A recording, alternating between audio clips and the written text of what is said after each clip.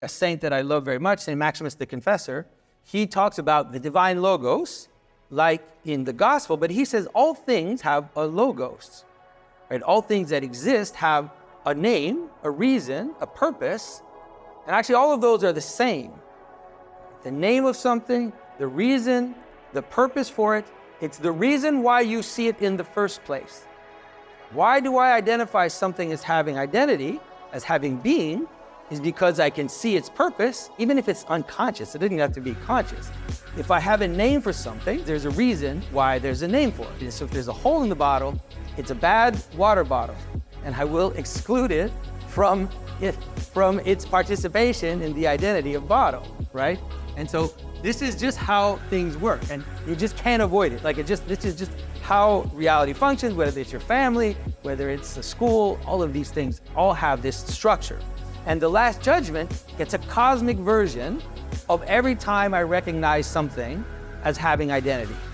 You can understand it as above and below is a good way to understand it, right? Because above are the patterns and the lights, and you don't hurt yourself much with what is above, although yeah, it's true that there are storms.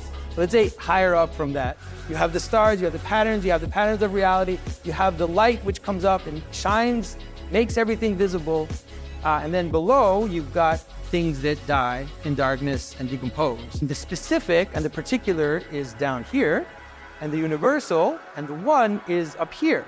Like go into a field and put your face on the ground, you just see a bunch of grass and maybe a few bugs, But if you go up a mountain, then all of a sudden, all that multiplicity gets gathered and gathered and gathered into one until you can see the pattern and you can kind of see the layout, okay? And so sin, that's what sin is. It's like the thing that you aim towards, if it's the wrong thing, this is not something that happens at the end of the world. It's something that you can experience every single day. So the idea that now we, all of us, are called to enter into that. Like we can become principalities, right? You can become gods, and you will sit in judgment with the heavenly man over reality. And it's like, it sounds weird, but it just means that you can become a standard by which others live their life, right? You can become an image, you can become something, a star by which other people judge their own actions, right? And that's actually just true. It's just how it works. It's how humanity functions. Like we have things, people that shine for us and that become the standard, the judge.